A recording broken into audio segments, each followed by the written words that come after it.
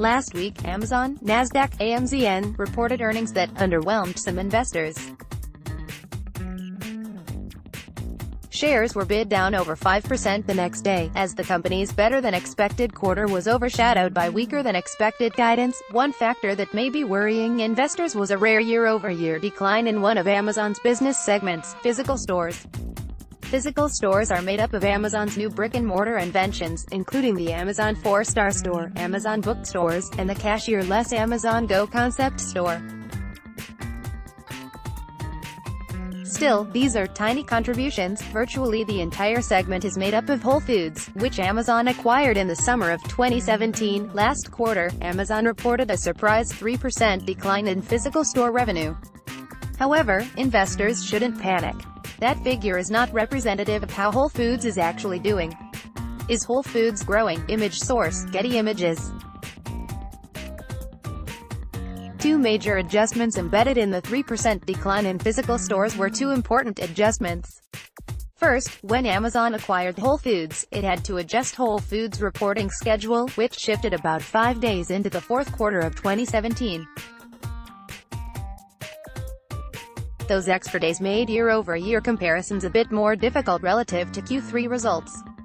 Second, and most important, when a customer makes a Whole Foods order online, either for delivery or pickup outside a Whole Foods store, it doesn't show up in the physical store segment, but rather the online store segment.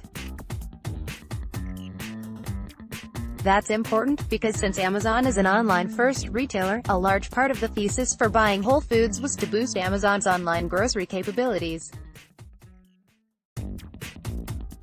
Management said on its conference call with analysts that when one adjusts for the above factors, Whole Foods sales were actually up 6% year-over-year. 6% for a large grocer is awesome. 6% growth, while certainly lower than the rest of Amazon's high-octane segments, is actually quite a bit better than Whole Foods was doing prior to Amazon's purchase. It's also better than Whole Foods' large grocery store peers. In the final quarter before Amazon's acquisition, Whole Foods grew revenue only 0.6%.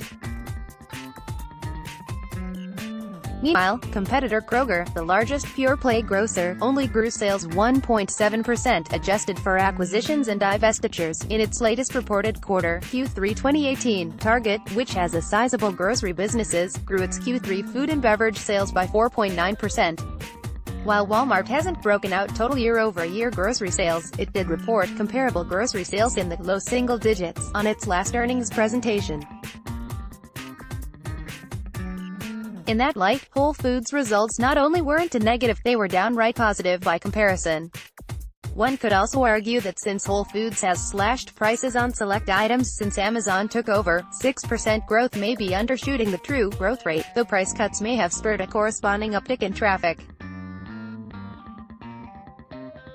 Whole Foods recently discontinued its millennial-focused 365-store concept, which featured lower prices than the full-priced Whole Foods store, in part because the difference between Whole Foods' newer low-price regime and 365 is becoming increasingly irrelevant. Ancillary benefits. Finally, Whole Foods is delivering benefits to the Amazon ecosystem that don't necessarily show up in the physical store or online segments.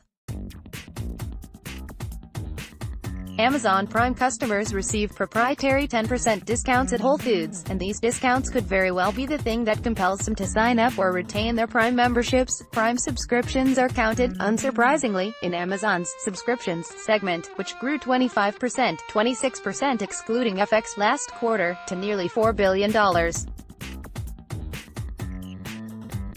Absent a new accounting change, subscription growth would have been an even stronger 34%.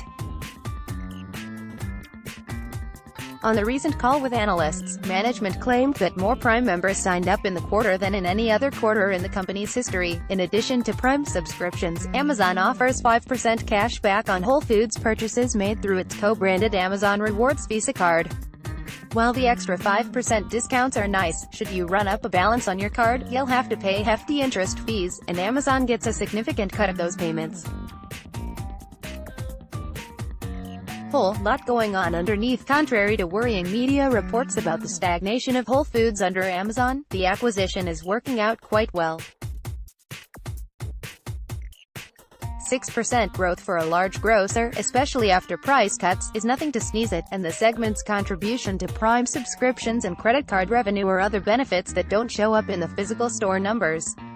In short, investors needn't worry about Whole Foods. It's doing just fine.